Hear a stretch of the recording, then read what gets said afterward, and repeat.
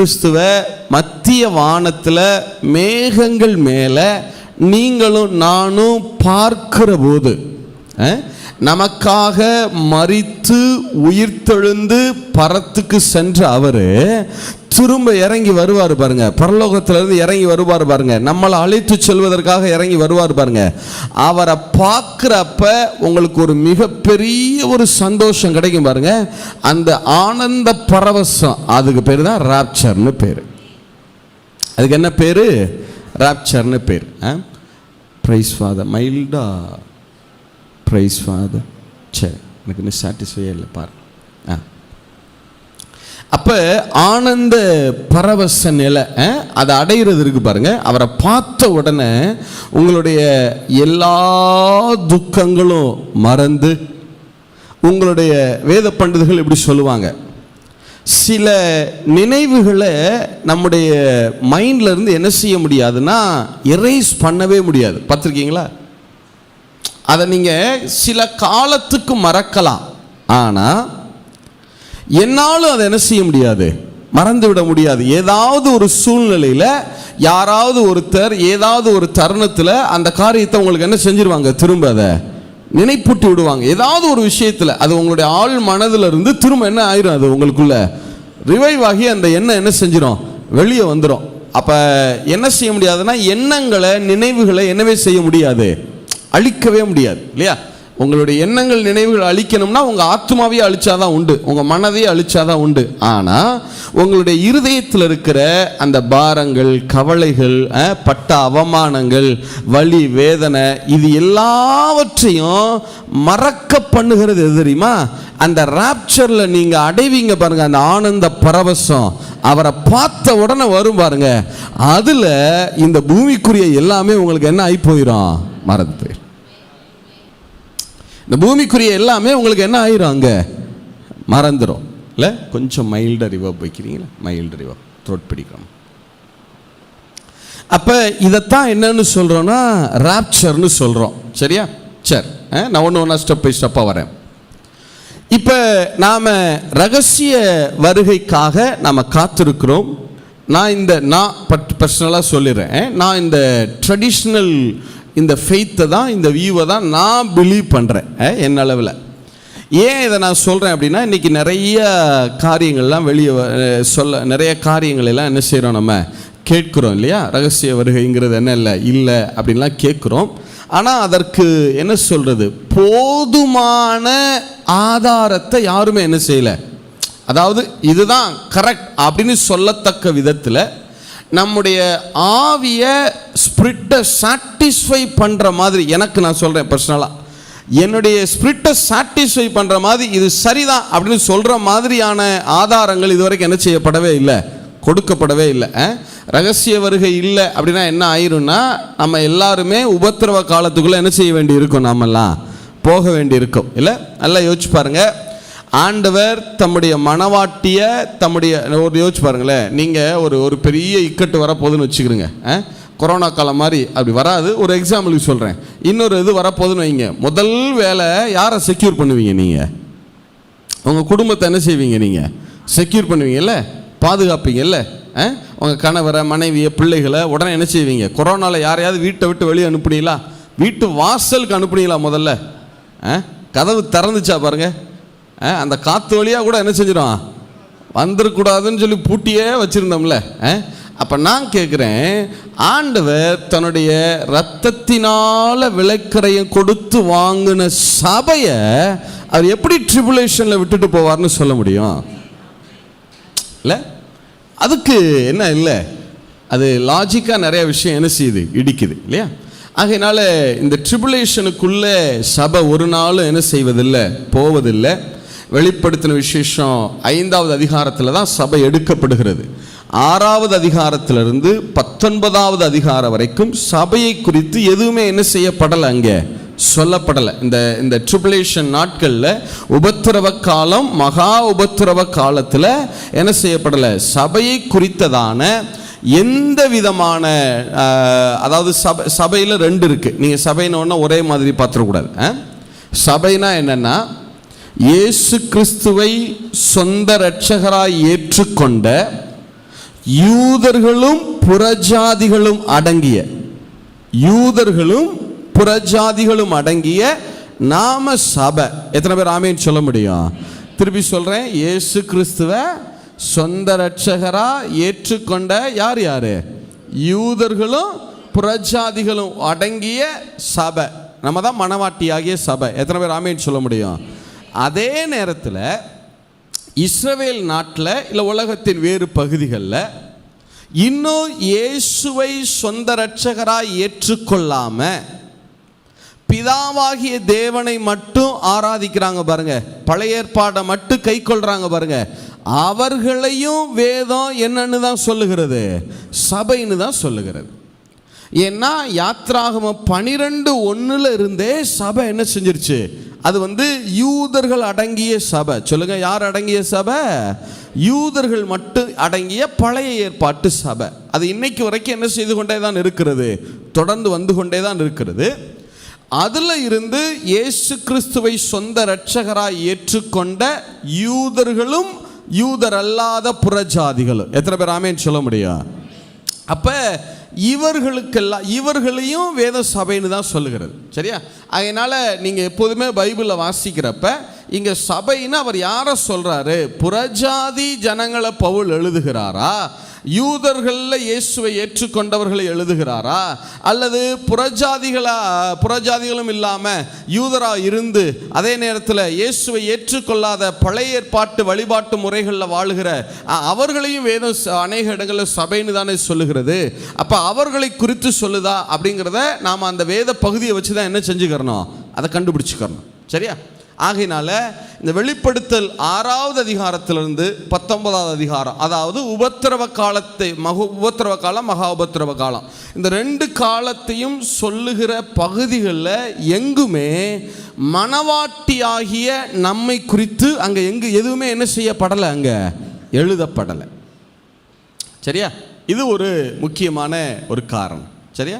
சரி, அடுத்தது காரியத்துக்கு வர்றேன். இப்போ நாம் எல்லாரும் ஆண்டவராகிய இயேசு கிறிஸ்துவினுடைய என்ன வருகைக்கு நாம் காத்திருக்கிறோம்? சத்தமாக சொல்லுங்க, என்ன வருகை காத்திருக்கிறோம்? ரகசிய வருகைக்கு நாம் காத்திருக்கிறோம். ஒரு நாளும் ஆண்டவர் இந்த உபத்திரவ காலத்துக்குள்ளே நம்மளை என்ன செய்ய பண்ண போகிறது இல்லை, விட போகிறது இல்லை. ஏன்னா அப்போ இப்படி நான் உங்களுக்கு இன்னும் புரிய முடியாது சொல்கிறேன். இப்போ கவனிங்க, 2 சபை இருக்குது உலகத்தில் இப்பயும். ஒன்று என்ன? இயேசுவை சொந்த இரட்சகராய் ஏற்றுக்கொண்ட புறஜாதிகளாகிய, அதாவது யூதர் அல்லாத நாம், அதே நேரம் இயேசுவை சொந்த இரட்சகராக ஏற்றுக்கொண்ட யூதர்கள், இவங்க எல்லாரையும் மனவாட்டி ஆகிய சபை. சொல்லுங்க, இவங்க எல்லாரும் என்ன சபை? நாம் இருக்கிறோம் இல்லையா? அதே நேரத்தில் பழைய ஏற்பாட்டிலிருந்து ஒரு சபை இருக்கிறது. என்ன சபை அது? இயேசுவை சொந்த இரட்சகராக ஏற்றுக்கொள்ளாத யார் அடங்கிய சபை? அது யூதர்கள் அடங்கிய சபை இருக்கிறது இல்லையா? யூதர்கள் அடங்கிய சபை.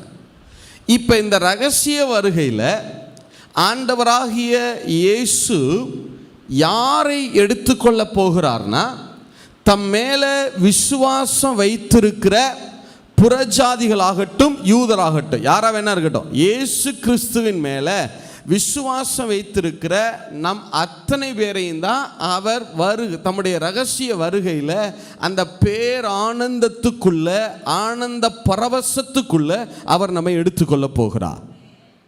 எத்தனை பேர் ஆமேன்னு சொல்ல முடியும்? சரி, அப்போ இந்த உபத்திரவ காலத்தில் யார் பிரவேசிப்பாங்க அப்படின்னு கேட்டால், இயேசுவை சொந்த இரட்சகராக ஏற்றுக்கொள்ளாத யூத சபை இருக்கு இல்லையா? இயேசுவை சொந்த இரட்சகராக ஏற்றுக்கொள்ளாமல் பழைய ஏற்பாட்டில் பிதாவாகிய தேவனை மாத்திரமே வணங்குகிற, ஆராதிக்கிற அந்த பழைய ஏற்பாட்டு யூத சபை இருக்கு இல்லையா? அந்த யூத சபை மட்டும்தான் எதற்குள்ளே போகிறது? உபத்திரவ காலத்துக்குள்ளேயும் மகா உபத்திரவ காலத்துக்குள்ளேயும் அது என்ன செய்ய போகிறது? பிரவேசிக்க போகிறது. சரியா? எரேமியா 30:7 வாசிங்க. எரேமியா புஸ்தகம் 30வது அதிகாரம் 7வது வசனம்.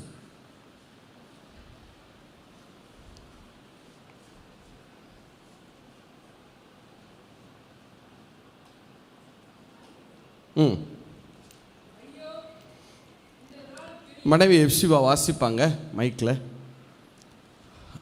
எல்லாரும் சேர்ந்து வாசிக்கலாமா? எடுத்துக்கொள்ளுங்க. எரேமியா 30வது அதிகாரம் 7வது வசனம்.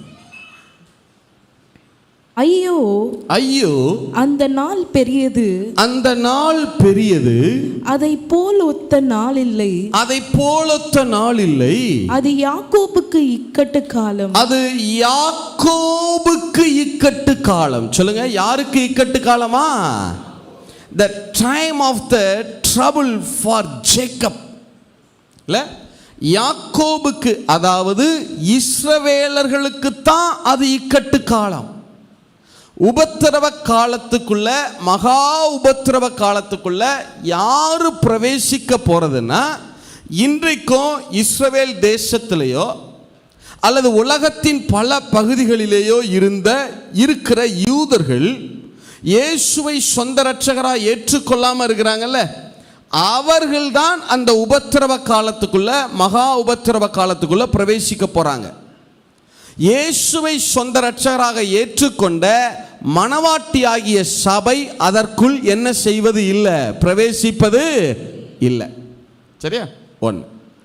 இந்த ரகசிய வருகை குறித்து சிலர் என்ன நினைக்கிறாங்கன்னா, பிரதர், ரகசிய வருகைன்னு எங்க பிரதர் போட்டிருக்கு, எங்க எழுதியிருக்கு? அது எழுதாததுனால தான் அதுக்கு ரகசிய வருகைன்னு பேர். எழுதிட்டா அதில் என்ன இருக்கு ரகசியம்? அது எழுதாததுனால தான் அதுக்கு என்னென்ன பேர்? ரகசிய வருகைன்னே பேர், இல்லையா?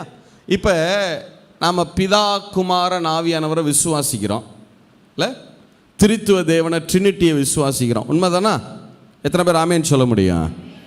ஆனால் திரித்துவம் அப்படிங்கிற வார்த்தை பைபிளில் கிடையாது, இல்லை?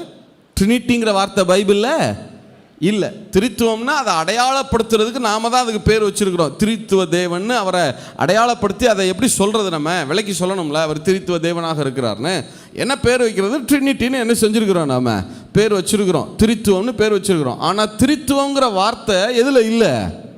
பைபிளில் இல்லை, இல்லை? ஆகையினால எழுப்புதல்னு சொல்கிறோம். எங்கே எழுப்புதல்ங்கிற வார்த்தையை பைபிளில் காட்டுங்க பார்ப்போம். எழும்பு, ரிவைவ் அப்படின்னு இருக்கு. ரிவைவல் அப்படின்னு என்ன இல்லை பைபிளில்? எழும்பி பிரகாசி இருக்கு. ஆனால் எழுப்புதல் அப்படிங்கிற வார்த்தை என்ன இல்லை? பைபிளில் இல்லை. ஆனால் அதை நம்ம ஒரு விஷயத்தை அடையாளப்படுத்துறதுக்காக நாம் அதை என்னன்னு சொல்கிறோம், நம்ம அதுக்கு ஒரு பேர் வைத்து அழைக்கிறோம், இல்லையா? அதே போல தான் இந்த ரகசிய வருகையும். ரகசிய வருகைங்கிற நேரடி வார்த்தை வேதத்தில் இல்லாததுனால அது இல்லை அப்படிங்கிறது என்ன இல்லை, அர்த்தம் அல்ல. அதுக்கெலாம் நிறையா சில பேர் சில விஷயங்கள் என்ன செய்யலாம், நிறையா இப்போல்லாம் யூடியூப்பில் வருது. அதை போய் என்ன செய்யுங்க, பாருங்கள். நான் ஏன் பாருங்கன்னு சொல்கிறேன்னா, நான் பாருங்கன்னு சொன்னால் நீங்கள் கண்டிப்பாக பார்க்க மாட்டீங்க. நான் பார்க்காதீங்கன்னு சொன்னால் நீங்கள் போய் என்ன செய்வீங்க, உட்காந்து தேடுவீங்க. அதனால தான் நான் சொல்கிறேன், பாருங்கள், ஆனால் ஆண்டவருடைய நாமத்தில் உங்களுக்கு எதுவும் காணப்படாமல் போவதாக. சரியா? சரி. அதனால் நிறைய சொல்கிறாங்க. நான் ஒன்று ரெண்டு மனைவி அப்பப்போ எடுத்து காட்டுவாங்க, இதுக்கு என்ன சொல்கிறீங்க அப்படின்னு கேட்பாங்க. அவங்க அது என்ன விளக்கம் அப்படிங்கிறத அப்பப்போ என்ன செய்வாங்க, எடுத்து காட்டு, இது இப்படி சொல்கிறாரு பாருங்க அப்படின்னு. ஒரு ஒரு ஒரு பிரசங்கம்லாம் டைம் சொன்னால் கூட டயத்தை வச்சு கண்டுபிடிச்சிருவீங்க, இல்லையா? ஒரு பிரசங்கம் ஒரு நீண்ட நேரம்னு வச்சுக்கிறோங்க, எவ்வளோ நேரம் சொல்ல மாட்டேன், நீண்ட நேரம் பிரசங்கம். அப்படி பண்ணி கேட்டால் இதுதான் அப்படின்னு சொல்கிற மாதிரி இருக்குது. அப்படி இருக்குது, அப்படியே அவர் சொல்கிறத பார்த்தா இதுதான் அப்படிங்கிற மாதிரி இருக்கு, இதுதான் கரெக்ட் அப்படின்ற மாதிரி. ஆனால் நமக்கு ஆவிக்குள்ள, ஸ்பிரிட்டுக்குள்ளே உள்ள என்ன செய்ய மாட்டேங்குது, அது போக மாட்டேங்குது, இடிக்குது, உள்ள உதறுது. இல்லை, நோ நோ அப்படின்னு வெளியே தள்ளுது. என்ன ஆண்டவரே, இவர் இவ்வளோ நேரம் மணிக்கணக்காக பேசியிருக்கிறாரு, அதை அவர் சொல்ல வர்றத ரகசிய வருகை இல்லைங்கிறத ப்ரூவ் பண்ணுறதுக்கு அவர் மணிக்கணக்காக பேசி வந்திருக்கிறாரு. இவ்வளோ பெரிய ப்ரீச்சிங் ஆண்டவரே, இது எங்கே மிஸ் ஆகுது அப்படின்னா, ஒரே ஒரு வசனம், அப்போஸ்தலர்ல அந்த வசனம் இருக்கிறது. அவர் எப்படி தாவீதின் சிங்காசனத்தில் அவர் மாம்சத்தில் 1000 வருட அரசாட்சிக்கு அவர் வீற்றிருந்தாக வேண்டும். எத்தனை பேர் ஆமேன்னு சொல்ல முடியும்? அந்த ஒரே ஒரு வசனத்தில் அந்த ஹோல் ப்ரீச்சிங்கும் அடியே. ஆகையினால நீங்கள் இது மாதிரி விஷயங்களை எல்லாம் கேட்பதை தவிர்ப்பது நல்லது. எத்தனை பேர் ஆமேன்னு சொல்ல முடியும்?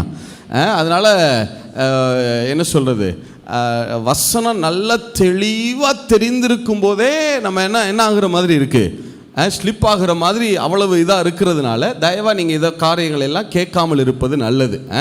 ரகசிய வருகை கண்டிப்பாய் உண்டு. ஆண்டவர் தம்முடைய மணவாட்டியை அழைத்து செல்ல அவர் வருகிறார். எத்தனை பேர் ஆமேன் சொல்ல முடியும்? நாம் அதற்காக காத்திருக்கிறோம். எத்தனை பேர் ஆமேன் சொல்ல முடியும்? இதை சில மாறுபட்ட கருத்துகள் இருக்கலாம்.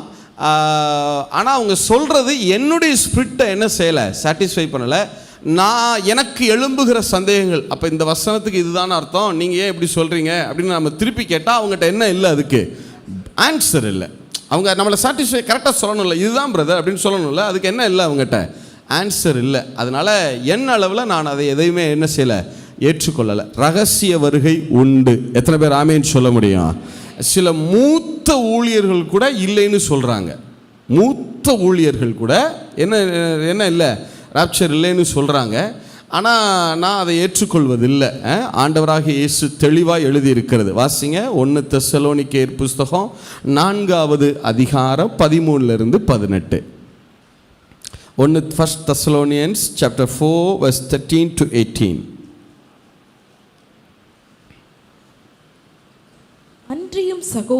அன்றியும் சகோதரரே, நித்திரை அடைந்தவர்களின் நிமித்தம் நீங்கள் நம்பிக்கையற்றவர்களாக மற்றவர்களைப் போல துக்கித்து அறிவில்லாதிருக்க எனக்கு மனதில்லை.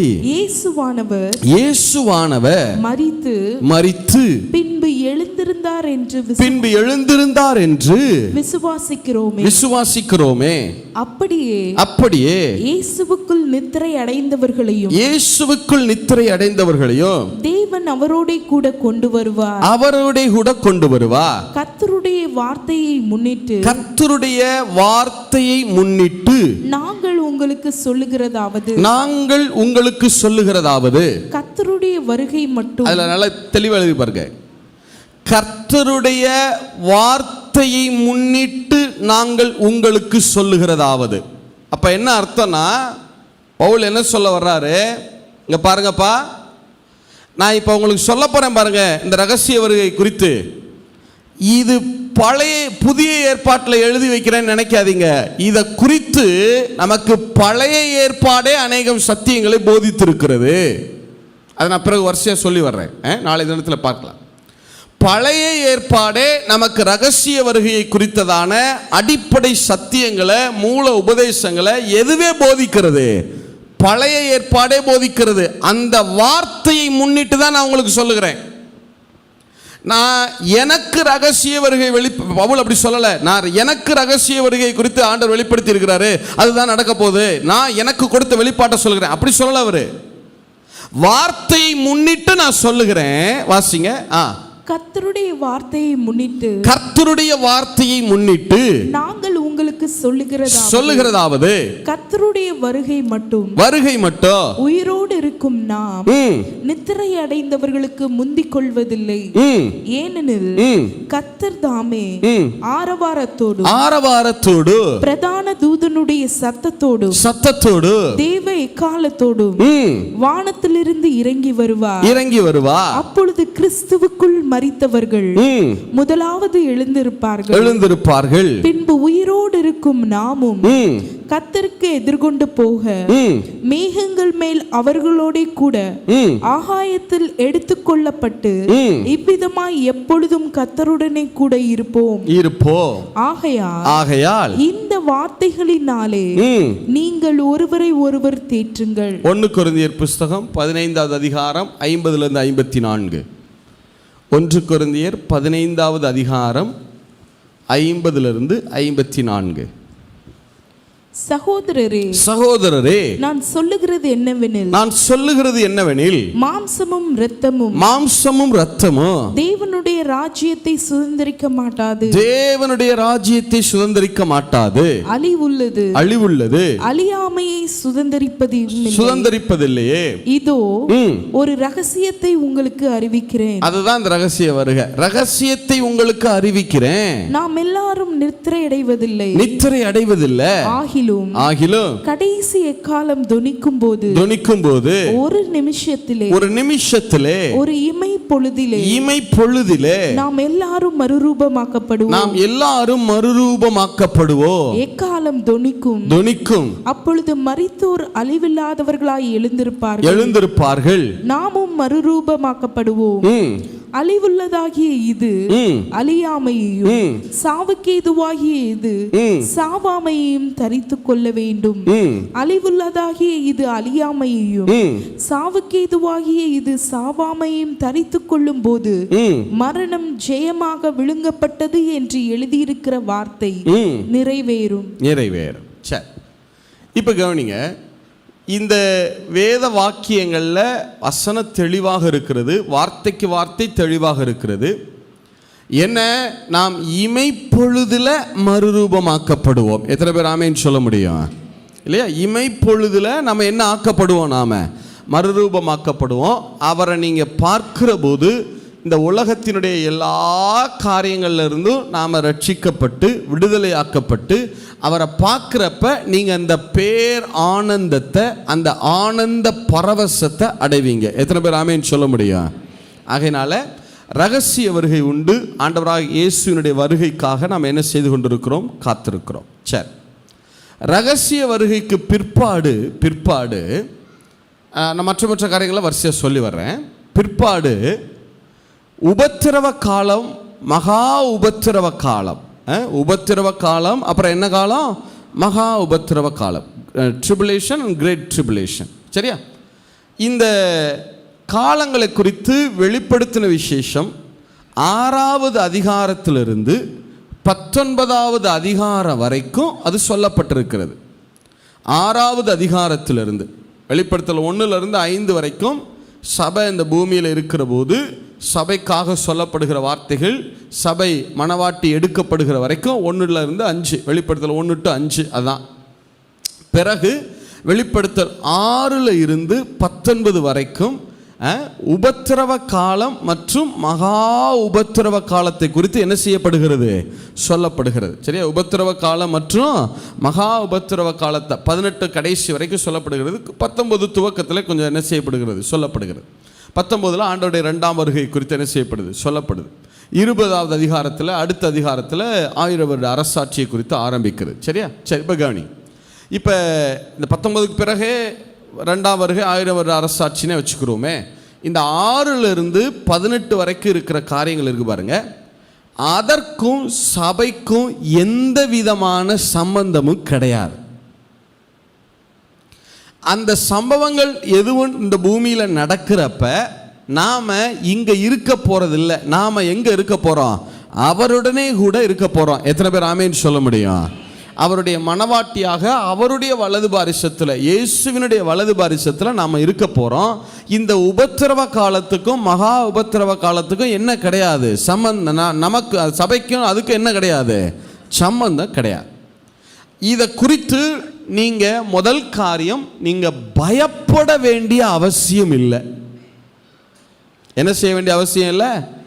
பயப்பட வேண்டிய அவசியம் இல்லை. எனக்கு பர்சனலாக ரபி டீச் பண்ணும்போது என்ன சொல்லுவாங்கன்னா, இந்த வெளிப்படுத்தின விசேஷத்தை புரிந்து கொள்வதே ஒரு பெரிய கிருபை. வெளிப்படுத்தின விசேஷம் யோவான் அதை எப்போ எழுதுகிறார் அப்படின்னா, ஆண்டவர் உயிர் தெழுந்து பரமேறி சென்றுட்டார். ஒரு 10-30 ஆண்டுகள் ஆகிறது. அப்போ ரோம ராயன் நீரோ காலத்தில் ஒரு பெரிய உபத்திரவத்துக்குள்ள சபை கடந்து போகிறது. அப்போ யோவான் அந்த சபைக்கு எழுதணும். எந்த சபைக்கு? இயேசு கிறிஸ்துவை சொந்த இரட்சகராக ஏற்றுக்கொண்ட யூதர்கள் மற்றும் புறஜாதிகள் இருக்கிற சபைக்கு என்ன செய்யணும்? அவர் எழுதுறாரு. ப்ளஸ் அதே நேரம் யூதர்கள் இயேசுவை ஏற்றுக்கொள்ளாமல் இருக்கிறாங்கல்ல, அவர்களுக்கும் ஒரு செய்தியை சொல்ல வேண்டி இருக்கிறது. நல்லா கவனிங்க, திருப்பி சொல்கிறேன். யோவான் சபைக்கு எழுதுறார். எந்த சபைக்கு? அவருடைய மெயின் டார்கெட் யாருன்னா நம்ம தான். யாரு? இயேசு கிறிஸ்துவை சொந்த இரட்சகராய் ஏற்றுக்கொண்ட யூதர்களும் புறஜாதிகளும் இருக்கிற சபையாகிய நமக்கு தான் அதை எழுதுறாரு. ஏன்னா இயேசு கிறிஸ்துவை சொந்த இரட்சகராக ஏற்றுக்கொள்ளாத யூதர்களுக்கு அந்த நாட்கள் என்ன கிடையாது, பிரச்சனை கிடையாது. கிறிஸ்தவர்களுக்கு தான் பிரச்சனை. சொல்லுங்க, யாருக்கு தான் பிரச்சனை? கிறிஸ்தவர்கள், இயேசுவை ஏற்றுக்கொண்ட யூதர்கள் அல்லது யூதர் அல்லாதவர் இருக்கிறாங்கல்ல, அவர்களுக்குத்தான் நீரோ அழுத்தம் கொடுக்குறார். நீங்க என்னையை விட்டுட்டு நீங்க வேற கடவுளை வணங்குறீங்க, நான் தான் ராயன், என்னுடைய தெய்வதைகளை தான் நீங்க வணங்கணும் அப்படின்னு சொல்லி என்ன கொடுக்குறார்? கிறிஸ்தவர்களுக்கு தான் அவர் ப்ரெஷர் கொடுக்குறார். இந்த யூதர்களுக்கு அதிகப்படியான ப்ரெஷர் எதுவும் இல்லை. இப்போ யோவான்ட்ட ஆண்டவர் சொல்றாரு, ரெண்டு விஷயத்தை யோவான் மூலமா ஆண்டவர் வெளிப்படுத்துகிறார். என்ன? சபைக்கு சொல்லணும். என்ன? இன்னைக்கு ஒரு பெரிய ரோம சாம்ராஜ்யம் எழும்பி உங்களுக்கு விரோதமாக காரியம் செய்தில்ல, நீங்க பயப்படாதீங்க. ஆண்டவர் நியாயம் தீர்க்கிறவராக இருக்கிறாரு, அவர் நியாய தீர்ப்பு கொடுப்பாரு, உங்களை இதுல இருந்தெல்லாம் விடுதலை ஆக்குவாரு, உங்களை தப்புவிப்பாரு அப்படின்னு ஜனங்களுக்கு என்ன செய்யணும்? விசுவாசிகளுக்கு அவர் என்ன செய்யணும்? விஷயத்தை கன்வே பண்ணணும். ஆனால் நேரடியாக கன்வே பண்ண முடியாது. ஏன்? ரோம அரசாங்கம் மிகப்பெரிய அழுத்தத்தை கொடுக்குது. இவர் எதை பேசினாலும் ரோம அரசாங்கத்தை தான் பேசுவதாக அது எடுத்துக்கொள்ளப்படும். ஸோ எல்லாவற்றையுமே அவர் உவமைகளாகவே எழுதி எழுதி எழுதி எழுதி பதிவு செய்து விசுவாசிகளுக்கு சொல்லுகிறார். இன்னைக்கு எப்படி இந்த ரோம அரசாங்கம் உங்களுக்கு விரோதமாக வேலை செய்தோ அதை போல நிறைய அரசாங்கங்கள் எழும்பலாம். இனி ஒரு நாட்களில் இப்படி எல்லாம் அரசாங்கங்கள் எழும்பும். அதெல்லாம் எழும்பினாலும் கர்த்தர் அதுல இருந்து உங்களை விடுதலை ஆக்குவாரு. நியாய தீர்ப்புக்கு சிங்காசனம் வைக்கப்படும். இதையெல்லாம் ஆண்டவர் கேட்காம விட்டுருவார்னு நினைக்காதீங்க. அவர் உங்களுக்காக நீதியை சரி கட்டுகிறவர். இதை டைரக்டா சொல்லாம எப்படி சொல்லணும்? உங்களுக்கு இன்டைரக்டாவே பேசணும். யாரோ ஒரு ராஜாவை வச்சு பேசுற மாதிரியே பேசணும். இன்னொருத்தரை காட்டி ஓமையா காட்டி காட்டி காட்டி காட்டியே என்ன செய்யணும்? பேசணும். ஏன்னா யூதர்களுடைய மரபே அதுதான். ஆண்டவராய் இயேசு சொன்னார்ல, பழைய ஏற்பாட்டில் கர்த்தர் சொன்னார்ல, என் வாயை உவமைகளால் திறப்பேன், பூர்வ காலத்து மறைபொருள்களை என்ன செய்வேன்? நான் வெளிப்படுத்துவேன். அப்போ பூர்வ காலத்திலிருந்து இருக்கிற மறைபொருள்களை யோவான் மூலமாக வெளிப்படுத்தும் போது ஆண்டவர் எப்படி வெளிப்படுத்துகிறார்னா, இது ரோம அரசாங்கத்தினுடைய உபத்திரவ காலம். ஆனால் அதே நேரத்தில் இந்த சபை நீங்கள் விளங்கிக்கிறீங்க, இதை போல இன்னும் அநேகம் ராஜ்யங்கள் எழும்ப போகிறது. கடைசியில் இப்படிப்பட்ட ராஜ்யங்கள் எல்லாம் எழும்பும். அந்த ராஜ்யங்கள் எல்லாம் உங்களை என்ன செய்வாங்க? இன்னும் கஷ்டப்படுத்துவாங்க. அதெல்லாம் கஷ்டப்படுறாங்கன்னு நீங்க விசுவாசத்தை விட்டு மட்டும் என்ன ஆயிராதீங்க, நீங்க பின்வாங்கிராதீங்க. உங்க விசுவாசத்துல நீங்க உறுதியா நில்லுங்க. கர்த்தர் அவர் நியாயம் தீர்க்க வருகிறார். எத்தனை பேர் ஆமென் சொல்ல முடியும்? இதுதான் வெளிப்படுத்துற விசேஷத்தினுடைய கான்செப்ட். சரியா? அதனால நீங்க இதை விளங்கி கொள்ளுகிற போது உவமைகளை சரியாக விளங்கி கொள்றதுக்கு என்ன செய்யணும்? முயற்சிக்கணும். ஒன்று. இன்னொன்று, புதிய ஏற்பாட்டில் இருக்கிற ஒரே ஒரு தீர்க்க தரிசன புஸ்தகம் வெளிப்படுத்தின விசேஷம்தான். தீர்க்க தரிசனம் அதன் சுய தோற்றமாய் காணப்படாமல் அது நடக்கும்போது தான் அதனுடைய உண்மையான அர்த்தம் என்னங்கிறது என்ன செய்யும்? யாருக்குமே விளங்கும். எனக்கு ரபி சொல்லும்போது சொல்லுவார், வெளிப்படுத்துகிற விசேஷத்தை நீ பிரசங்கம் பண்ணினா இப்படி இருக்கலாம், இதுதான் அப்படின்னு அறுதியிட்டு உன்னால் என்ன செய்ய முடியாது? சொல்ல முடியாது. யாரும் சொல்ல கூடாது. அதான் கரெக்டு. அதான் கரெக்டு. நீங்கள் பார்த்தீங்கன்னா ஒரு 20 வருஷத்துக்கு முன்னாடி வெளிப்படுத்தின விசேஷத்தை பிரசங்கித்த அதே பிரசங்கியார்கள் கொஞ்ச நாள் கழித்து மாற்றிட்டாங்க.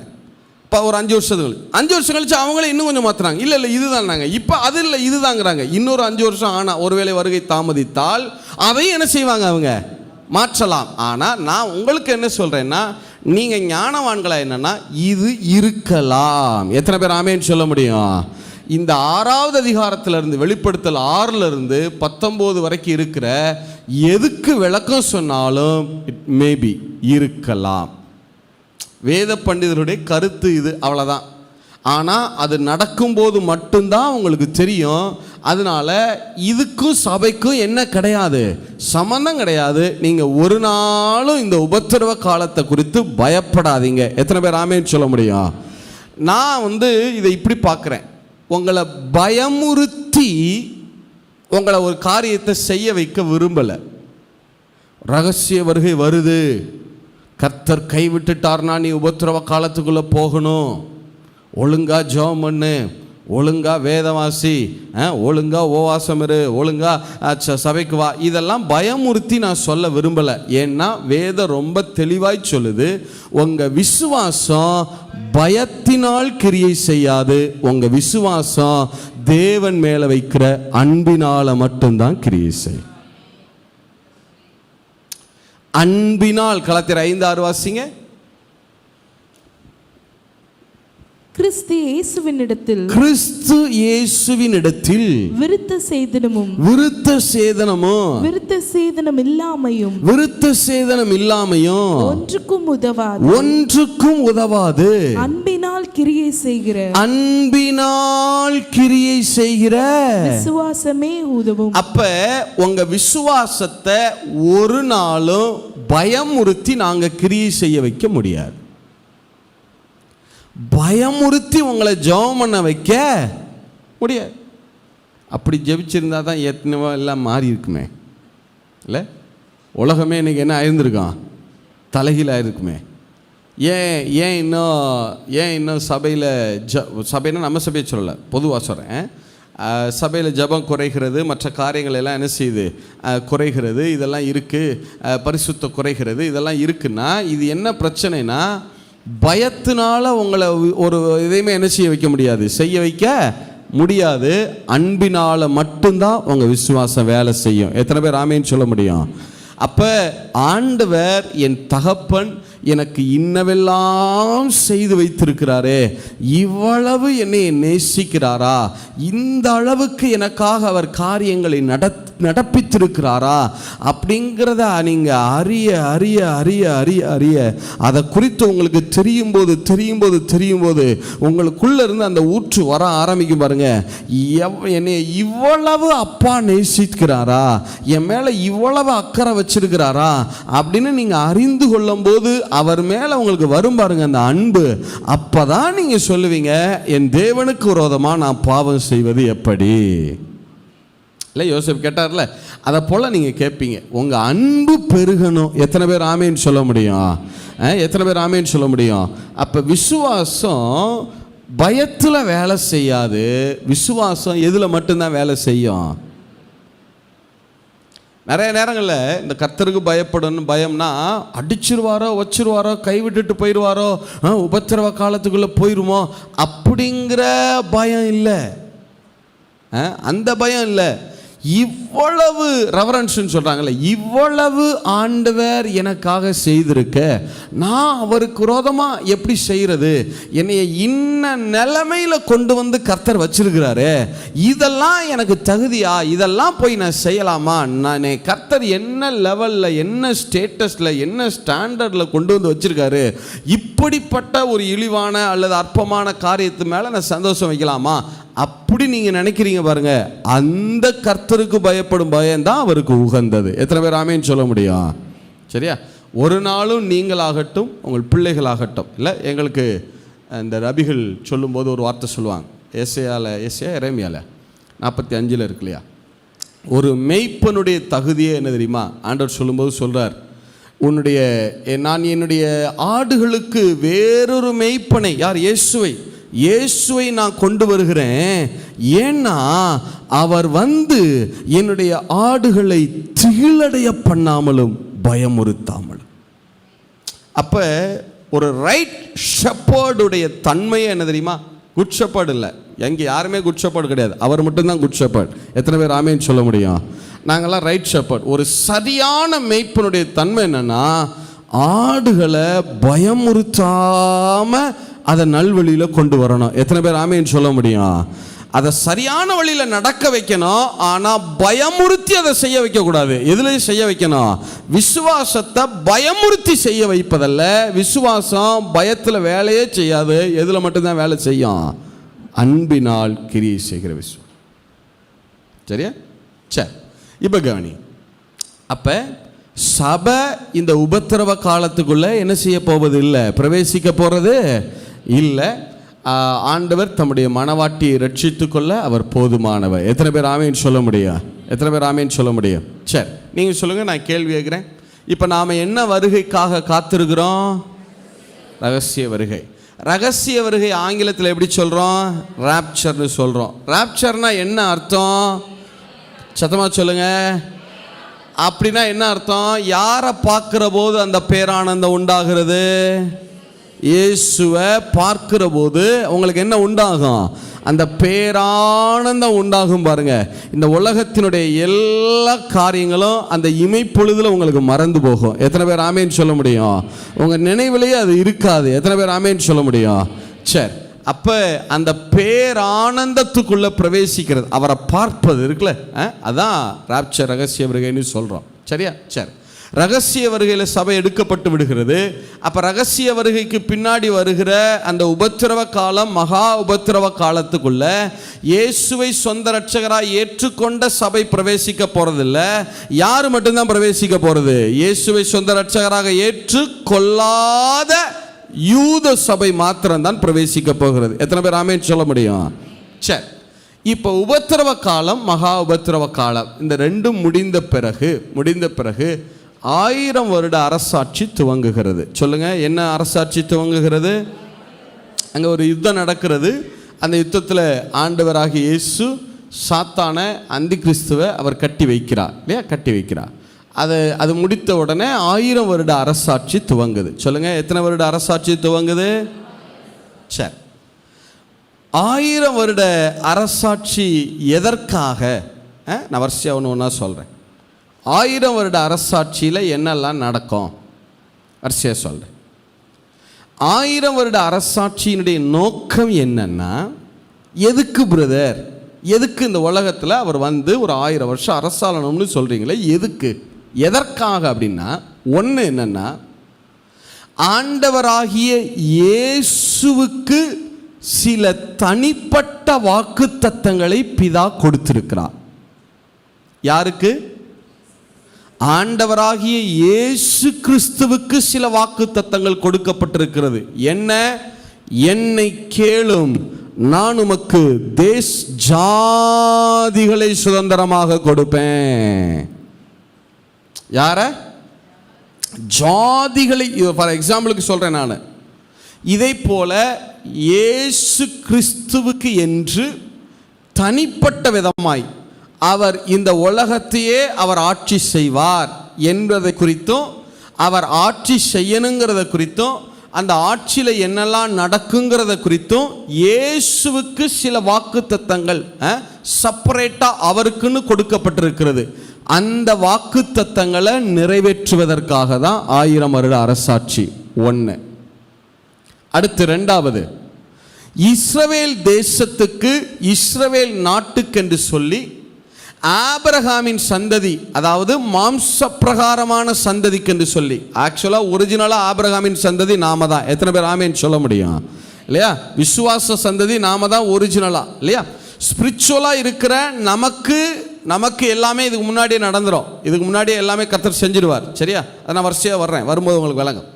இப்போ இந்த இஸ்ரவேலில் இருக்கிற யூதர்கள் இருக்கிறாங்கல்ல, அந்த தேசத்துக்கு, யூதர்கள்னு சொல்கிறத விட அந்த நாட்டுக்கு, அந்த லேண்டுக்கு சில ப்ராமிசஸ் ஆண்டவர் கொடுத்துருக்கிறார். உன் லேண்டில், உன் பூமியில் இதெல்லாம் நடக்கும், இதெல்லாம் சம்பவிக்கும், இப்படி இருக்கும் அப்படின்னு சொல்லி இஸ்ரவேல் தேசத்துக்கு சில வாக்குத்தத்தங்கள் கொடுக்கப்பட்டிருக்கு. அது எல்லாம் 1000 வருட அரசாட்சியில் தான் நிறைவேற்றப்படும். அடுத்து, இஸ்ரவேல் தேசத்துக்கு மாத்திரமல்ல, பல தேசங்களுக்கு வாக்குத்தத்தங்கள் கொடுக்கப்பட்டிருக்கிறது. எகிப்துக்கு சில வாக்குத்தத்தங்கள் கொடுக்கப்பட்டிருக்கிறது. இந்த மாதிரி சுற்றி இருக்கிற பல தேசங்களுக்கு, இஸ்ரவேலை சுற்றி இருக்கிற பல தேசங்களுக்கு, மலைகளுக்கு பல வாக்குத்தத்தங்கள் கொடுக்கப்பட்டிருக்கிறது. இந்த வாக்குத்தத்தங்கள் எல்லாம் 1000 வருட அரசாட்சியில் தான் அதெல்லாம் என்ன செய்யப்பட போகிறது? நிறைவேற்றப்பட போகிறது. அந்த வாக்குத்தத்தங்களை ஃபுல்ஃபில் பண்ணுறதுக்காகத்தான் 1000 வருட அரசாட்சி. சரியா? 1000 வருட அரசாட்சி. ஏசாயா 11:1-10 வாசிங்க.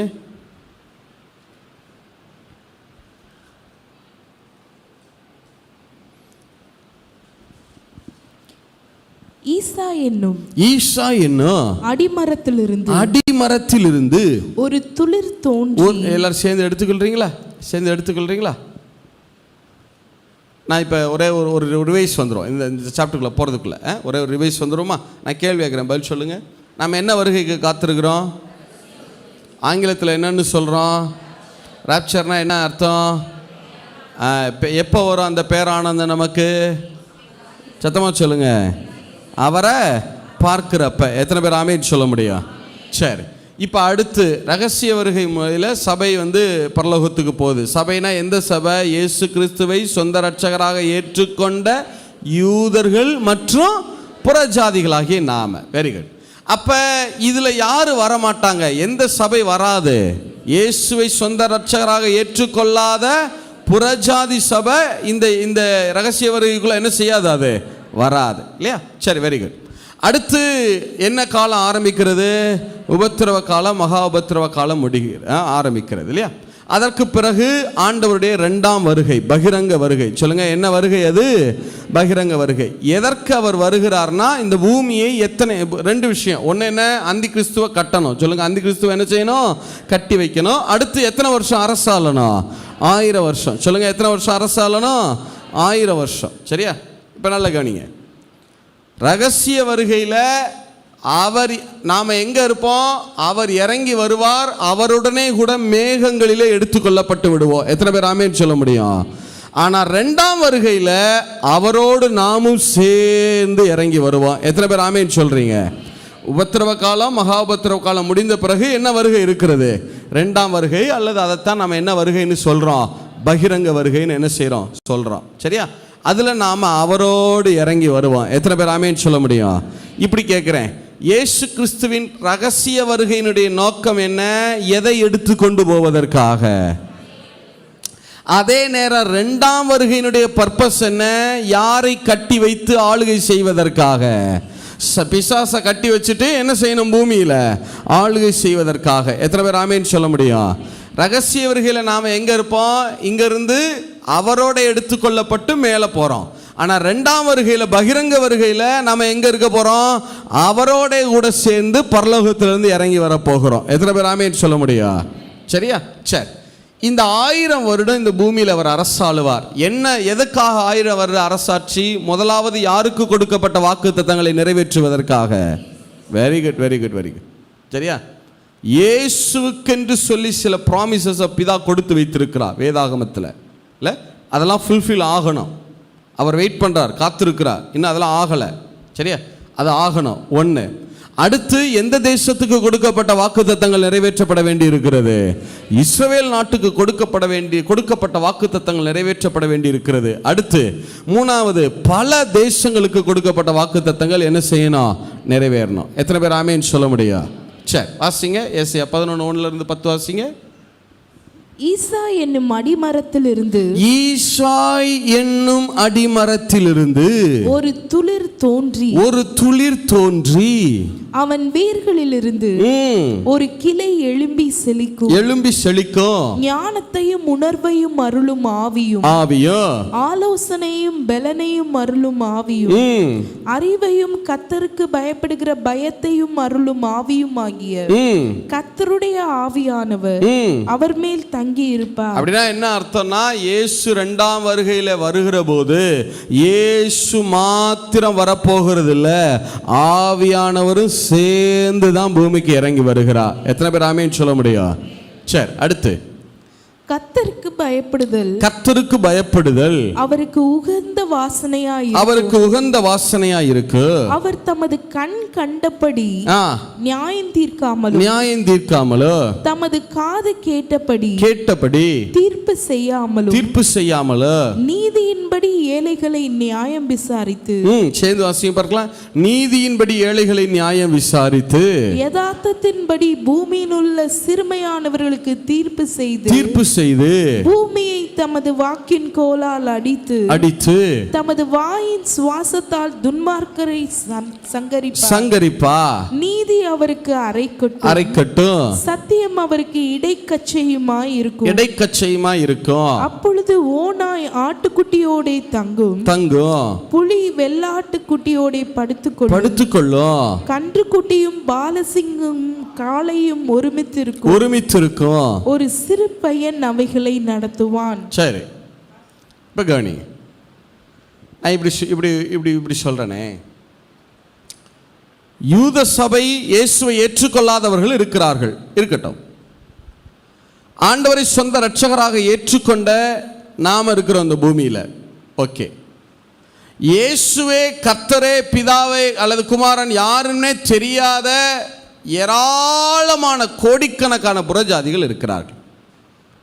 இப்ப ஆண்டவருடைய வருகையில் நாம பரலோகத்துக்கு எடுக்கப்பட்டு விடுவோம். அப்ப மிச்சம் யார் இருப்பாங்க? அந்த யூத சபை இருக்கிறது. அடுத்து கர்த்தரை அறியாதவர்கள் இருக்கிறார்கள். சரி, இப்ப எல்லாரும் உபத்திரவ காலத்துக்குள்ள போறாங்க. ஆமா, மகா உபத்திரவ காலம். ஆமா, இந்த உபத்திரவ காலம், மகா உபத்திரவ காலத்தில் யூதர்கள் எல்லாரும் யாரை கண்டுபிடிச்சிருவாங்க? இயேசு தான் கர்த்தர் என்று, மேசியா என்று கண்டுபிடித்து விடுவார்கள். எத்தனை பேர் ஆமென் சொல்ல முடியும்? சரி, இப்ப கண்டுபிடிச்ச உடனே அவர்களுக்கு ரட்சிப்பு உண்டாகி விடுகிறது. இப்ப மற்ற அத்தனை பேரும் அந்தி கிறிஸ்துவோட கூட நியாய தீர்ப்பு நாளுக்காக இந்த பூமியில் இருக்கிற எல்லா துன்மார்க்கரும் அழிக்கப்படுகிறாங்க. இல்ல, அவருடைய வாயின் சுவாசத்தினால எல்லாரும் என்ன செய்யப்படுகிறாங்க? அழிக்கப்படுகிறாங்க. ரைட்டு, இது முடித்த இந்த இரண்டாம் வருகையில் இது நடக்கிறது. இல்ல, அவர் நியாயம் தீர்க்கிறதுக்காக வருகிறார். தம்முடைய வாயின் சுவாசத்தினால துன்மார்க்கரை என்ன செய்கிறார்? அழிக்கிறார். ஓகே, அடுத்த 1000 வருட அரசாட்சி ஆரம்பிக்கிறது. நிறைய பேர் கேட்குற கேள்வி என்னன்னா, 1000 வருட அரசாட்சியில் துன்மார்க்கர் யாரும் இல்லை. வாசிங்க, தொடர்ந்து வாசிங்க. என் பர்வதங்களில் 10 வரைக்கும் வச்சிருக்கியா? எத்தனை வசனம்? பசுவும் கரடியும். எத்தனை வசனம்? 7. வாசிங்க. பசுவும் கரடியும் கூடி மேயும், அவைகளின் குட்டிகள் ஒருமித்து படுத்துக்கொள்ளும். சிங்கம் மாட்டை போல வைக்கோல் தின்னும். பால் குடிக்கும் குழந்தை விரியன் பாம்பு வலையின் மேல் விளையாடும். பால் மறந்த பிள்ளை கட்டுவிரியன் புற்றிலே தன் கையை வைக்கும். என் பரிசுத்த பர்வதம் எங்கும் தீங்கு செய்வாரும் இல்லை, கேடு செய்வாரும் இல்லை. இப்பதான் அங்க துன்மார்க்கரே இல்லையே பிரதர். ஆமா, யாரும் கெடுதல் செய்யறவங்களே இல்லைல. ஆமா, 1000 வருட அரசாட்சியில எந்த தீமை இருக்க போறது இல்லைல. ஆமா, அப்புறம் நீங்க எதை ஆள போறீங்க? யாரை ஆள போறீங்க? இது ஒரு கேள்வி வருது இல்லையா? நான் கேட்கிறேன், 1000 வருட அரசாட்சியில ஒரு மனுஷன் இன்னொரு மனுஷனை ஆளுவான்னு யார் சொன்னது?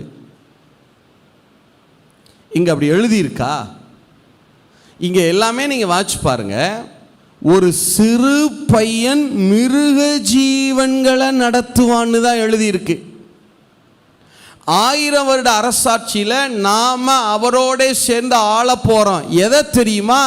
இயற்கை உலகத்தை தான் நீங்களும் நானும் ஆள போறோமே ஒழிய, நம்ம ஆசை என்ன தெரியுமா? அவனை ஆளணும் பிரதர், இவரை ஆளணும் பிரதர், கணவன் மனைவி ஆளணும், மனைவி கணவனை ஆளணும். இல்லை, ஆதியாகமத்திலே அவர் என்ன சொன்னார்? நீங்கள் பழுகி பெருகி பூமியை நிரப்பி, வாசிங்க, எதை ஆளனா? 28 வாசிங்க. பின்பு தேவன், சேர்ந்து வாசிங்க. பின்பு தேவன், ஆதியாகமம் 1:28, Genesis chapter 1 verse 28. பின்பு தேவன்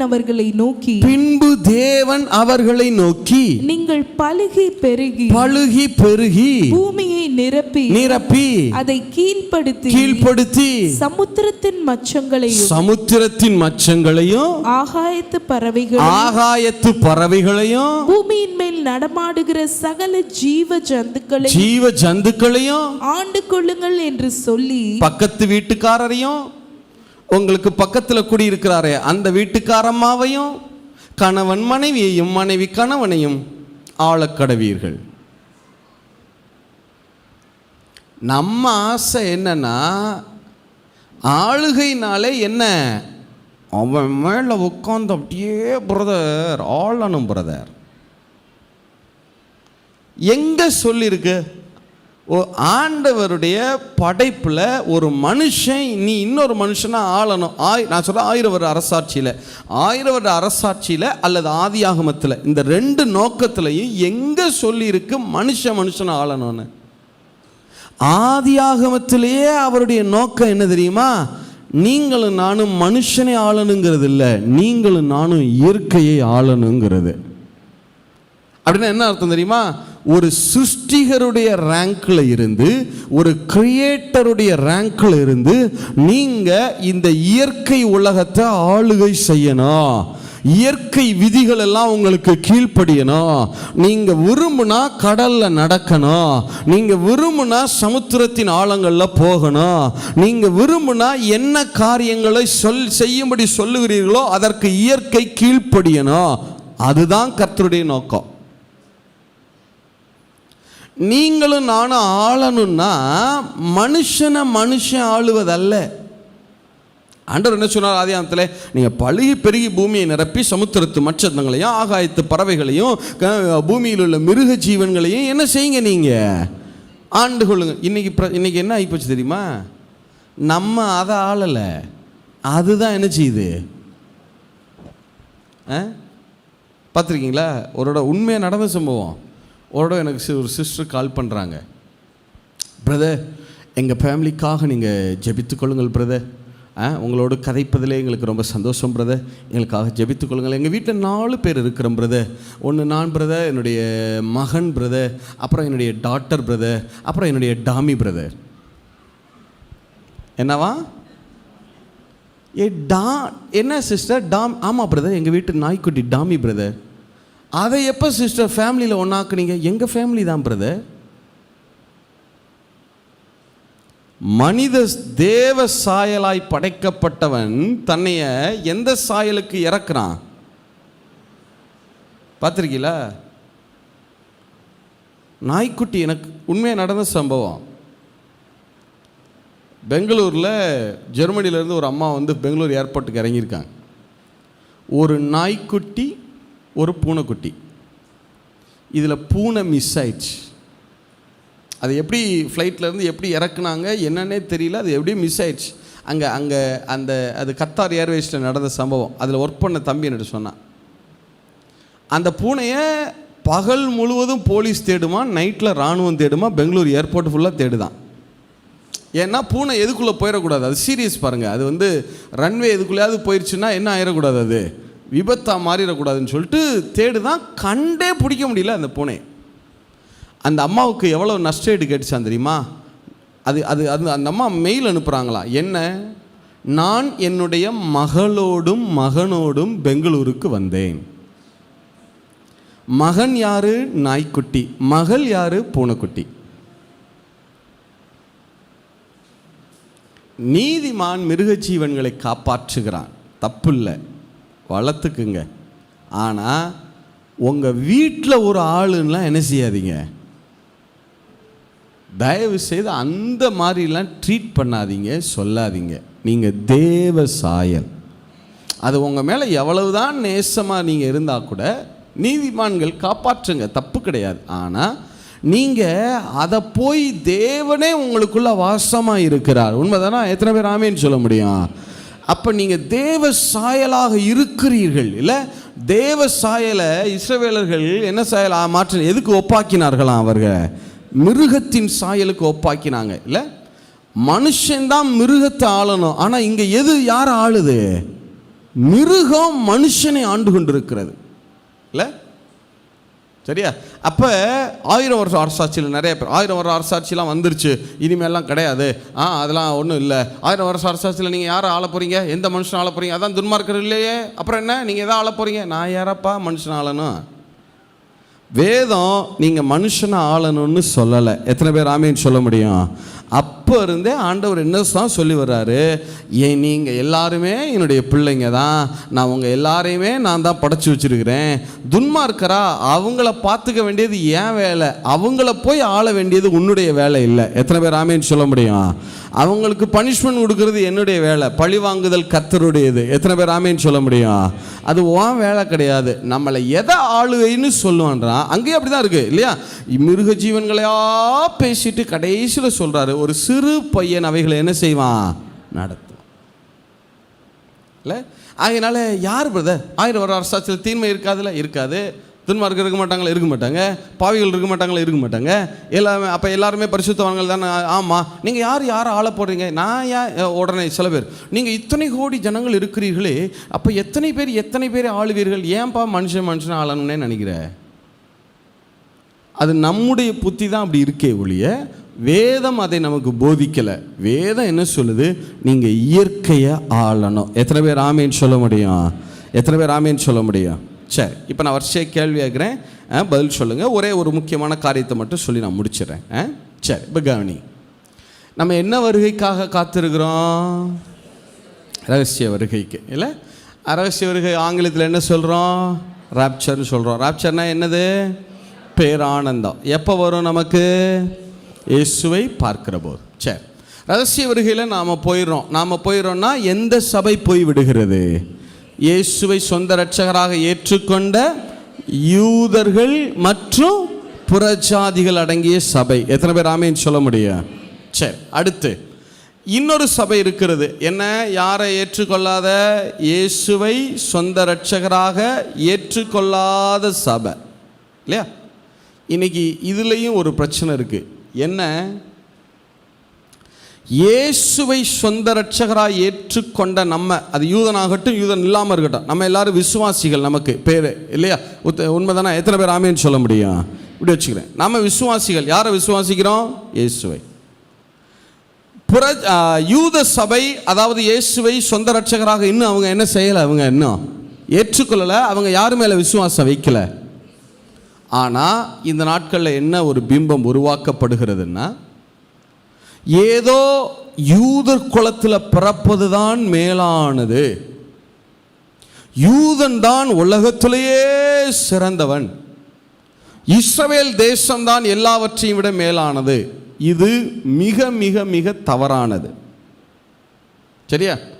இயேசுவை சொந்த இரட்சகராய் ஏற்றுக்கொண்ட உங்களை விட, ஒரு விசுவாசியை விட எந்த யூதனும் மேலானவன் அல்ல. சரியா? ஏன்னா இயேசுவை சொந்த இரட்சகராய் ஏற்றுக்கொண்ட உங்களுக்குள்ள அவரே வாசமாயிருக்கிறாரு. எத்தனை பேர் ஆமேன்னு சொல்ல முடியும்? ஏன்னா இன்னைக்கு என்ன ஆயிடுச்சுன்னா, இஸ்ரவேல் தேசம், யூதர்கள் இதெல்லாம் பிராண்ட் ஆயிடுச்சு. பிராண்டுனா தெரியுமா உங்களுக்கு? ஆப்பிள் ஃபோன், உடனே அது மேலே உங்களுக்கு ஒரு ஈர்ப்பு வருது. பார், ஆப்பிள் வச்சுருக்கு, அதில் ஒன்றுமே இருக்காது, அது வேறு விஷயம். ஆப்பிள் ஃபோன் அப்படின்னு என்னது? ஒரு ஈர்ப்பு வருது பாருங்கள். சோனி ஒரு பிராண்டு இல்லை? லூயி பிலிப் ஷர்ட் அது ஒரு பிராண்டு இல்லை? அப்போ இதெல்லாம் சொல்லும்போது என்ன வருது? அது மேலே ஒரு ஈர்ப்பு, ஒரு கவர்ச்சி வருது பாருங்க. அதை போல் கிறிஸ்டியானிட்டியில் இஸ்ரவேல் தேசம் அப்படின்னா அது ஒரு ஈர்ப்பு ஜனங்களுக்கு. அதே போல் யூதர்கள், அவர்கள் தான் பிரதர், அப்படியே பிரதர் மேலானவர்கள், அப்படியே பிரதர். நான் கேட்குறேன், இயேசுவை ஏற்றுக்கொள்ளாத ஒரு யூதன் ஆபிரகாம் பேரை சொல்லியே இவ்வளவு ஆசீர்வாதத்தை வாங்கினா, இயேசுவை சொந்த இரட்சகராக ஏற்றுக்கொண்ட நான், எங்கள் அப்பா இயேசுவினுடைய பேரை சொல்லி எவ்வளோ சுதந்திரிக்க முடியும் என்னால்? எத்தனை பேர் ஆமேன்னு சொல்ல முடியும்? எத்தனை பேர் ஆமேன்னு சொல்ல முடியும்? நான் கேட்குறேன், ஒரு யூதன் எதனால் மேன்மை பாராட்டுகிறான்? நான் யாருடைய சந்ததியில் பிறந்தவன்? சத்தமா சொல்லுங்க, யாருடைய சந்ததியில் பிறந்தவன்? ஆபிரகாம் சந்ததியில் பிறந்தவன் என்கிற பிறப்பின் அடிப்படையில் அவன் தன்னை மேன்மை பாராட்டி கொண்டா. இயேசுவாலே மறுபடியும் பெற்றெடுக்கப்பட்ட நமக்கு எவ்வளவு ஆசீர்வாதம் இருக்கும்? எத்தனை பேர் ஆமேன்னு சொல்ல முடியும்? எத்தனை பேர் ஆமேன்னு சொல்ல முடியும்? இல்லை? அதனால் நீங்கள் இந்த இஸ்ரவேல் இதெல்லாம் போகலாம், ஒரு விஷயம் 2 விஷயம் போகலாம். எதுக்குன்னா பைபிளை தெரிஞ்சுக்கிறதுக்கு. சொல்லுங்கள், எதுக்கு? பைபிளை படிக்கிறதுக்கு போகலாம், தாராளம். நல்லா பாருங்கள், நல்ல தேசம் கர்த்தர் எப்படி வச்சிருக்கிறாரு, எங்கே பார்த்தாலும் சத்தியங்களை கற்றுக்கொள்ளுங்க, தப்பு கிடையாது. ஆனால் ஏதோ யூதர்கள் தான் சுப்பீரியாரிட்டி என்பது போல ஒருத்தர் என்கிட்ட சொன்னார், பிரதர் நாமெல்லாம் பிரதர் இஸ்ரவேலுக்காக ஜெபிக்கணும். அது ஒன்றும் பிரச்சனை இல்லையேனே, அது ஒன்றும் நோ ப்ராப்ளம், அது தப்பு கிடையாது. இஸ்ரவேலின் சமாதானம், எருசலேமின் சமாதானத்துக்காக என்ன செய்து கொள்ளுங்கள், வேண்டிக் கொள்ளுங்கள் வசனம் சொல்லுமா. எல்லாரையும் பிரதர், எல்லா சபையும் இஸ்ரவேலோட இணைக்கணும். அது எப்படி? அவங்களுக்காக ஜெபிச்சு அவங்களோட கான்டாக்ட் வச்சு அப்படியே இணைக்கணும் பிரதர், அப்போ தான் நம்ம சபைக்கு பிளஸ்ஸிங். இது பொய், இது பித்தலாட்டம். என்ன? பழைய ஏற்பாட்டில் தான் இஸ்ரவேல் தேசம் திராட்சை செடி, எகிப்திலிருந்து ஒரு திராட்சை கொடியை கொண்டு வந்து நாட்டினே, அது எனக்கு கசப்பான கனிகளை கொடுத்ததுன்னு சொன்னார் ஆண்டவர் ஏசாயால. இல்லை, இஸ்ரவேல்ல இருந்து ஒரு திராட்சை செடியை கொண்டு வந்து நான் நாட்டினேன், அது எனக்கு நல்ல கனிகளை தரும் என்று காத்திருந்தேன். அதுவோ எனக்கு என்ன கனிகளை கொடுத்தது? கசப்பான பிச்சான கனிகளை கொடுத்தது. பழைய ஏற்பாட்டில் இஸ்ரவேல் தேசம்தான் திராட்சை செடி. பழைய ஏற்பாட்டில் இஸ்ரவேலோடு இணைந்திருந்தால் ஆசீர்வாதம். ஆனால் புதிய ஏற்பாட்டில் இயேசுவே மெய்யான திராட்சை செடி. எத்தனை பேர் ஆமென் சொல்ல முடியும்? நாம யாரோட இணைந்திருந்தா தான் கனிகளை கொடுக்க முடியும்? இயேசுவோட இணைந்திருந்தா. எத்தனை பேர் ஆமென் சொல்ல முடியும்? நான் இந்த ஸ்தாபனத்தோட, இந்த ஊழியத்தோட, அந்த ஊழியத்தோட, அவரோட இவரோட, நீங்க எவரோட இணைஞ்சிருந்தாலும் கனி கொடுக்க முடியாது. இயேசுவோடு இணைந்திருந்தா மட்டும்தான் கனி கொடுக்க முடியும். புதிய ஏற்பாட்டில் யாரு தான் மெய்யான திராட்சை செடி? இயேசு. நீங்கள் இஸ்ரவேலோடு இணைய வேண்டும் என்பது அவசியம் அல்ல, நீங்கள் இயேசுவோடு இணைய வேண்டும். அதுதான் புதிய ஏற்பாட்டு சத்தியம். எத்தனை பேர் ஆமென் சொல்ல முடியும்? எத்தனை பேர் ஆமென் சொல்ல முடியும்? சரி, இப்போ கவனி. இப்போ 2ஆம் ரகசிய வருகை முடிந்த பிறகு என்ன காலம் ஆரம்பிக்கிறது? உபத்திரவ காலம் ஆரம்பிக்குது. உபத்திரவ காலத்துக்குள்ள நாம போறதில்ல, அதனால அதை குறித்து நீங்க பயப்பட வேண்டிய அவசியம் இல்லை. ஒன்று சரியா? சரி, அடுத்து உபத்திரவ காலத்துக்குள்ள யாரு தான் போவாங்க? யூத சபை போகும். அடுத்து கர்த்தரை அறியாதவர்கள் போவார்கள். சரி, உபத்திரவ காலம், மகா உபத்திரவ காலம் முடிந்த பிறகு ஆண்டவராகிய இயேசுவினுடைய 2ஆம் வருகை இருக்கும். எத்தனை பேர் ஆமென் சொல்ல முடியும்? அவர் வந்து இந்த அந்தி கிறிஸ்துவை அவர் கட்டி வைப்பார். அடுத்து இந்த பூமியில என்ன அரசாட்சி துவங்க ஆரம்பிக்கிறது? 1000 வருட அரசாட்சி. 1000 வருட அரசாட்சியுடைய பர்பஸ் என்ன? முதல் பர்பஸ் என்ன? யாருக்கு கொடுக்கப்பட்ட வாக்குத்தத்தம்? அது இயேசுவுக்கு கொடுக்கப்பட்ட வாக்குத்தத்தம். 1. எத்தனை பேர் ஆமென் சொல்ல முடியும்? அடுத்து எந்த வாக்குத்தத்தம்? யாருக்கு, எந்த தேசத்துக்கு கொடுக்கப்பட்ட வாக்குத்தத்தம் நிறைவேறுவதற்கு? இஸ்ரவேல். அடுத்து பல தேசங்களுக்கு கொடுக்கப்பட்ட வாக்குத்தத்தங்கள் அதில் என்ன செய்ய வேண்டி இருக்கிறது? நிறைவேற வேண்டி இருக்கிறது. அதற்காகத்தான் 1000 வருட அரசாட்சி. 1000 வருட அரசாட்சியில் துன்மார்க்கர் இருப்பாங்களா? கண்டிப்பா இருக்க மாட்டாங்க. துஷ்டர்கள் இருப்பாங்களா? அவருடைய பர்வதத்தில் எங்கும் துஷ்டன் ஒருவன் என்ன செய்யப்படுவது கிடையாது, காணப்படுவது இல்லை. அப்போ யார், நீங்கள் யாரை ஆள போகிறீங்கன்னா, நாங்கள் யாரையும் ஆள போகிறதில்ல, நாங்கள் இந்த பூமியை ஆள போகிறோம். எத்தனை பேர் ஆமென் சொல்ல முடியும்? நீங்கள் சொன்னால் அன்றைக்கு மழை பொழியும். எத்தனை பேர் ஆமென் சொல்ல முடியும்? நீங்கள் சொன்னால் உங்கள் மேலே இயற்கை தென்றலாய் வீச ஆரம்பிக்கும். நீங்கள் விரும்பினா கடலில் இறங்கி நடக்க ஆரம்பிப்பீங்க. நீங்கள் விரும்பினா மிருக ஜீவன்கள் வந்து உங்களுக்கு முன்னாடி பணிய ஆரம்பிக்கும். எத்தனை பேர் ஆமென் சொல்ல முடியும்? நீங்கள் இந்த பூமியை நேச்சுரல் வேர்ல்டை தான், நேச்சர் வேர்ல்டை தான் நீங்கள் ஆள போகிறீங்களே ஒழிய 1000 வருட அரசாட்சி நீங்கள் எந்த மனிதனையும் ஆண்டு கடினமாய் நடத்துவதற்காக அல்ல. சரியா? விளங்கிடுச்சா? விளங்குனவங்க ஒரு ஆமீன் சொல்லுங்க பார்க்கலாம். சரி, இப்போ நல்ல கவனி. இப்போ இந்த பூமியை நம்ம ஆளணும். சொல்லுங்கள், இந்த பூமியை நம்ம என்ன செய்யணும்? ஆளணும். பூமினா எதை? என்ன உலகத்தை? மனிதர்களை இல்லை, இந்த பூமியில் இருக்கிற இயற்கை சிருஷ்டிப்பை ஆளணும். இல்லை? இப்போ கவனிங்களே, இது ஒரு காரியத்தை சொல்லி முடிக்கிறேன். இந்த பூமியை, இந்த இயற்கை சிருஷ்டிப்பை நீங்கள் 1000 வருட அரசாட்சியில் இல்லை, இப்போவே ஆள வேண்டும் என்பதுதான் தேவனுடைய சித்தம்.